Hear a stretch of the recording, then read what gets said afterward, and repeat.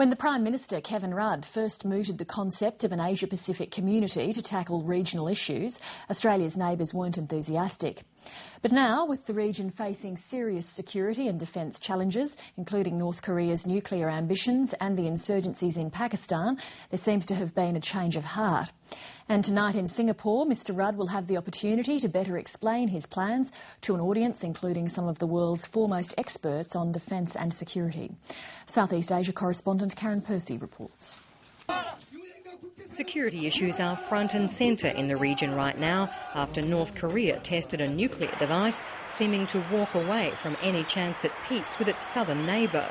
Tensions are understandably high as Pakistan continues to fight an entrenched insurgency near its northern border and as Sri Lanka tries to head off a resurgence of the Tamil Tigers, which have finally been tamed after decades of civil war. Now more than ever, there seems to be a realisation that perhaps it's time for a broad-based forum that is dedicated to security issues. I think people will be looking for Kevin Rudd to maybe flesh out some of the ideas he spelled out before on the Asia-Pacific community.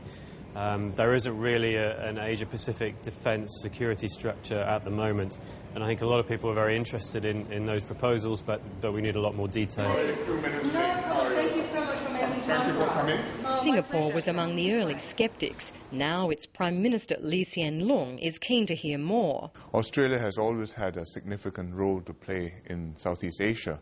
In fact, since the Second World War, when you had troops here, and continued after the Second World War with the emergency in Malaya, and then with confrontation with Indonesia, and now with a five-power defence agreement, which Australia is party to and still provides the commander of in Butterworth.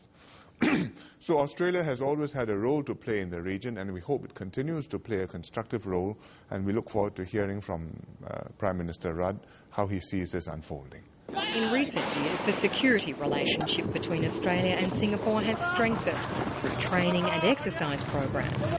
Singapore doctors are working with Australian soldiers in places like Afghanistan. Australia's new defence plans, as outlined earlier this month, will mean it is expected to play an even larger role in years to come. I don't think many countries saw any threat in what Australia proposed, and I think they realised that the proposals were very long range, that most of the big decisions like buying those extra submarines were actually to be made for perhaps another 10 or 20 years. Until contracts are signed anyway. The proposal to expand Australia's military capacity is being greeted warmly by some in the region. I think every country needs to maintain adequate and effective defence forces for its own security, and Australia is no different. You are a big country, you are a continent, you have a large amount of sea space, you have a large amount of air space, and you have international responsibilities too, and you will naturally need to maintain and renew your armed forces. Some critics say it might lead to a regional arms race. What are your thoughts? I doubt it. There's a lot of excitement in the Australian media about whether it is against China or not, whether the government is too strident or too soft on China. But I don't think Australia wants to quarrel with China, or China wants to quarrel with Australia, because China is one of your biggest export markets.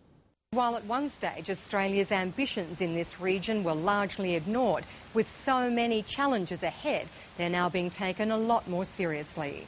Karen Percy, Lateline.